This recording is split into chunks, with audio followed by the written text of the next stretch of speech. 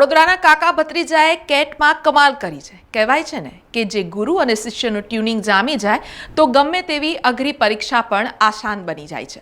તો કંઈક આવો જ કિસ્સો સામે આવ્યો છે આપણી સંસ્કારી નગરી વડોદરામાંથી. ગઈકાલે જ કોમન એડમિશન ટેસ્ટનું પરિણામ જાહેર થયું છે, જેમાં વડોદરાના કાકા ભત્રીજાની જોડીએ મેદાન માર્યું છે. બંનેએ 99% વધુ સ્કોર કરીને આખા રાજ્યનું અને વડોદરાનું નામ રોશન કર્યું છે. 30 નવેમ્બરે લેવાયેલી દેશની સૌથી પ્રતિષ્ઠિત મેનેજમેન્ટ એન્ટ્રન્સ એક્ઝામ કેટનું ગઈકાલે પરિણામ જાહેર થયું હતું. આ વખતે વડોદરા માટે આ નાતાલની ભેટ કંઈક ખાસ રહી. શહેરમાં રહેતા અને ખાનગી ઇન્સ્ટિટ્યૂટ IMSમાં કોચિંગ આપતા કાકા અને કમ્પ્યુટર એન્જિનિયરિંગમાં અભ્યાસ કરતા ભત્રીજાએ મળીને ઇતિહાસ રચ્યો છે. આ સફર શરૂ થઈ હતી 1 વર્ષ પહેલાં, જ્યારે ભત્રીજાએ કાકાને પોતાની ઈચ્છા વ્યક્ત કરી કે તેને IIM જેવી ટોપ સંસ્થામાં જવું છે અને કેટ ક્રેક કરવી છે. કાકા, જે પોતે વર્ષોથી વિદ્યાર્થીઓને ટ્રેનિંગ આપે છે, તેમણે પડકાર ઝીલી લીધો. કાકાનું સચોટ માર્ગદર્શન અને ભત્રીજાની રાત દિવસની મહેનત રંગ લાવી.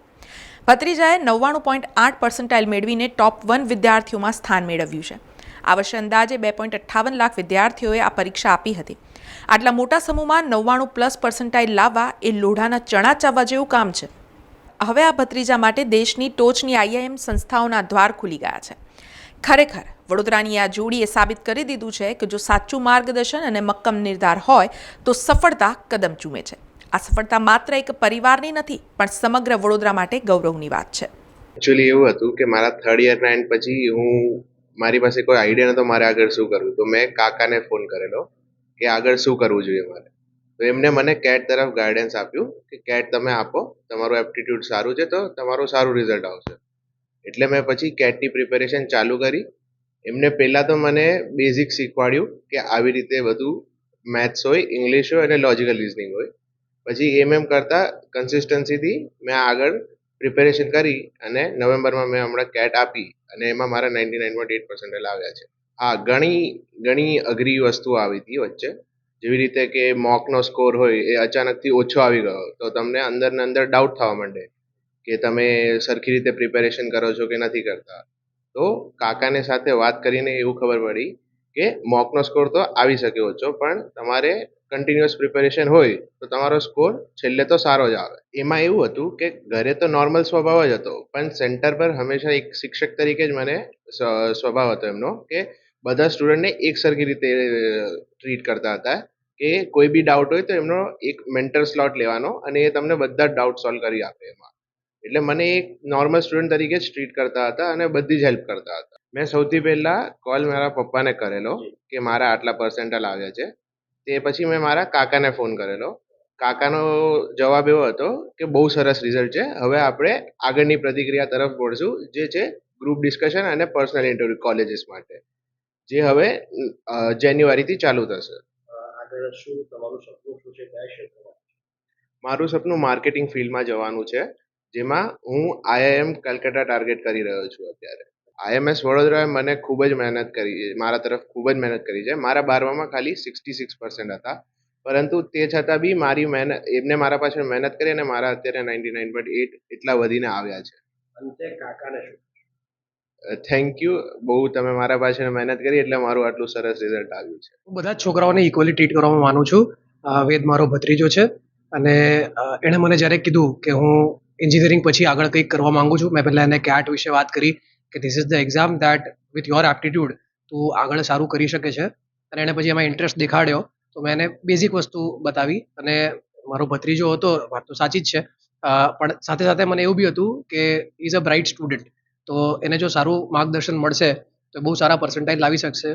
એની મહેનત અને મારું માર્ગદર્શનથી એ 99.8% લાવી શક્યો, એના માટે હું બહુ જ ખુશ છું. 12th વખતે બી મેં એનું એપ્ટિટ્યૂડ જોયેલું હતું, 1-2 સવાલ મેં એની સાથે કર્યા હતા, તો મને ખબર હતી કે એના જે પર્સન્ટેજ આવ્યા છે એ સાચું રિફ્લેક્શન નથી એની લાયકાત પ્રમાણે. એટલે આ વખતે શરૂઆતથી જ મેં પહેલેથી જ થોડો હું સ્ટ્રિક્ટ રહ્યો હતો. એનું દરેક લેસન થાય છે કે નહીં હું ચેક કરતો હતો. એણે જે બી વસ્તુ ખોટી કરી હોય એને હું બતાવતો હતો કે આ રીતે સાચું થઈ શકે છે.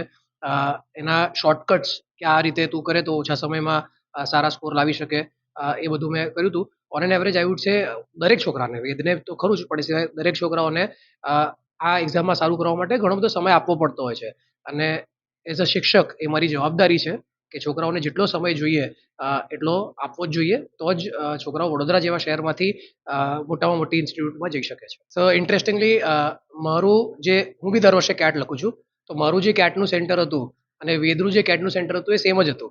તો અમે જેવું એક્ઝામ લઈને બહાર નીકળ્યા અને અમે ક્વેશ્ચન્સ ડિસ્કશન કર્યા, મને ખાતરી હતી કે એના 99.5ની ઉપર તો આવશે જ, કારણ કે મારા બી દર વર્ષે 99ની ઉપર આવે જ છે. તો મને એણે જે આન્સર્સ કર્યા હતા એણે મને કીધું, તો મને બહુ કોન્ફિડન્સ હતું પહેલા દિવસથી. જેના પપ્પાને બી મેં કહી રાખ્યું હતું કે ગમે એટલું અઘરું પેપર છે, he will score more than 99.5 before the results.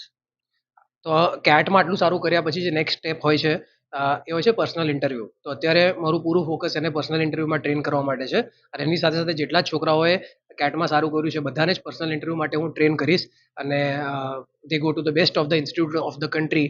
અને આગળ જઈને એમને જ્યારે સપોઝ એને માર્કેટિંગમાં જવું છે તો માર્કેટિંગની બેસ્ટ કંપનીઝમાં એ જાય અને એનું કારકિર્દી એકદમ સરસ ઉજ્જવળ થાય, એ મારી પૂરી આશા અને પ્રેક્ટિસ રહેશે. I would say it's all about legacy and hard work. છેલ્લા 11 વર્ષથી હું કેટ માટે ભણાવું છું, અને દર વર્ષે છોકરાઓ પાછળ બહુ મહેનત કરું છું. આ છોકરાઓ દિવાળીના દિવસે બી ભણતા હોય છે. આ છોકરાઓ ઘણા બધા એવા દિવસો હોય છે જ્યારે બીજા છોકરાઓ નથી ભણતા હોતા, પણ આ છોકરાઓ ભણતા હોય છે, અને એ વખતે હું બી ઊભો હોઉં છું છોકરાઓ જોડે. તો because this is a national level test, ઘણી બધી મહેનતની જરૂર પડતી હોય છે. તો જે બની બેઠેલા ગુરુઓ હોય એમની પાસે જવા કરતાં જેમનો ટ્રેક રેકોર્ડ હોય અને લેગેસી હોય એવા લોકો સાથે તમે ભણો તો તમને સારું એવું માર્ગદર્શન મળશે. સમાચારોના સતત અપડેટ માટે TNN ન્યૂઝને YouTube પર સબસ્ક્રાઇબ કરી બેલ આઇકોન પ્રેસ કરો અને અમારી સાથે જોડાયેલા રહો ફેસબુક, ઇન્સ્ટાગ્રામ અને ટ્વિટર ઉપર.